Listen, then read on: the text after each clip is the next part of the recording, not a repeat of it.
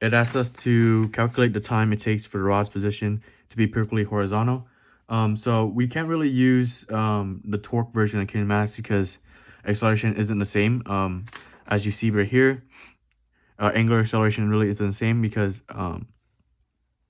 as the beam is falling, its theta is changing, meaning that its angular acceleration is changing as well, because now there's a different magnitude of FGY acting on the beam as it falls down. So what I did was I tried to find alpha average, and then I used some calculus. So I know that 1 over the final minus the initial being the initial radians position. So we know that initially it's at 60 degrees. So I turned that into radians. So 60, so divided by 180.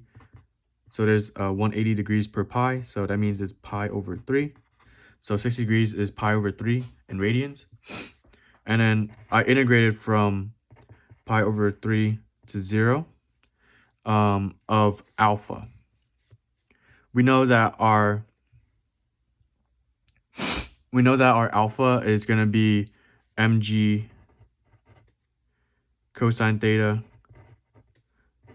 L over 2 divided by m L squared all multiplied by 3, like that.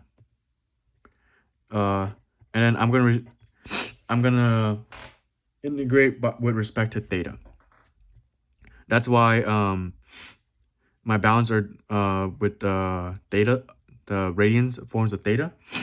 So anyway, I can just cross out the m's right here, and then I can cross out the l's. Oh, so this leaves 1 L. Like that. And then you can move the 2 on the bottom like that. So when you plug in the numbers, minus pi, pi over 3 minus pi over 3. So from pi over 3 to 0 of 3, 9.8 meters per second squared, cosine theta, because we're integrating with respect to theta, divided by 2 meters, d theta. That's going to give you an alpha average of 6.078 rads per second squared. So by integrating from the initial to final, from 60 degrees to 0 degrees, or pi over 3 radians to 0 radians, I'm taking all of the values of the alpha average and then dividing by the difference between the initial and the final to find the alpha average. So that's basically what integrating and then dividing by the initial, the final minus the initial is going to give me the alpha average. And now, since I have the alpha average, I know alpha average equals to omega final minus omega initial over t. Omega final being the omega at 0 radians, and the omega initial being the omega at pi over 3 radians. So now what we need to know is the omega at pi over 3 radians is 0. So we need to find out omega final. We can do that using conservation of energy. We know that PE initial equals KE final. There's no PE final because at the end PE is 0, and then there's no KE initial because starting there KE is 0. So we know that PE is going to be equal to the value we found right here,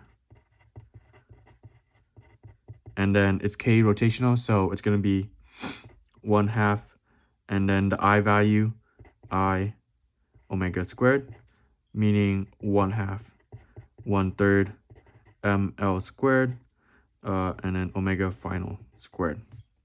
So I'm gonna isolate for omega final, so multiply by 2, multiply by 6 actually, divided by the mass, which is gonna be 4 kilograms, and then divided by the L squared, so 2 meters squared. Radical is gonna give us omega final, and our omega final is going to be 3.565 rads per second. So now to find out T, we just move T over. T equals omega final over alpha average. So it's going to be the omega final we found right here, 3.565 rads per second over the alpha average we found, so 6.078 rads per second squared. And that's going to give us a time of 0.587 seconds. Part I, it asks us to calculate the amount of time it takes the rod to travel the second half of the total angular displacement from 30 to 0. So now, instead of integrating from the initial position being pi over 3 rads, I'm going to integrate from pi over 6 rads, because now I'm thinking about the process starting at 30 degrees, which is going to be when you divide by 180 and multiply by pi, it's going to give you pi over 6, right? Since now this is starting from the second half of the journey down. So I'm still going to find alpha average, which is going to be 1 over final minus initial being now at pi over 6 rads, integrated by pi over 6 to 0 of the same alpha. So we're going to plug in the 9.8 meters per second squared, cosine theta, 2 meters, d theta. Once again, this is taking all the alphas as the rod is traveling down and then dividing by final minus initial to give us the alpha average.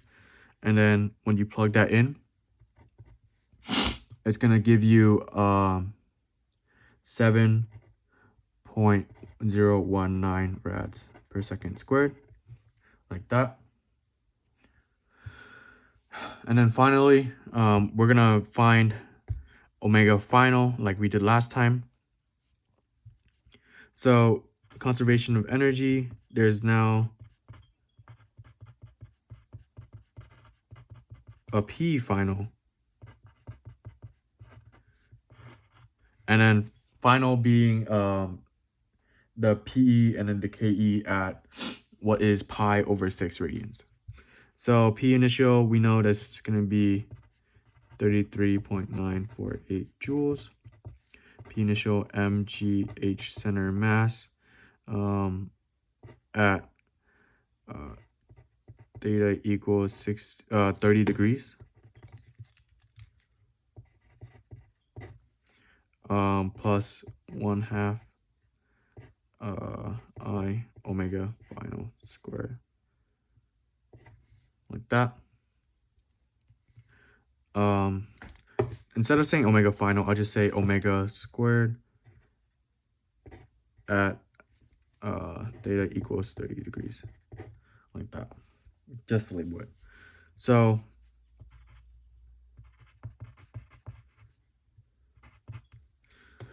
we need to find our new height of center mass. So now we know that the beam has fallen half the degrees or radians. So now this theta, instead of being 60, is now 30. So our new H center mass is going to be, instead of, we know that it was always L over 2 sine theta. So now it's going to be L over 2 sine 30, which is going to be 0.5 meters. So that's our new center mass at 30 degrees. So we're going to plug that in.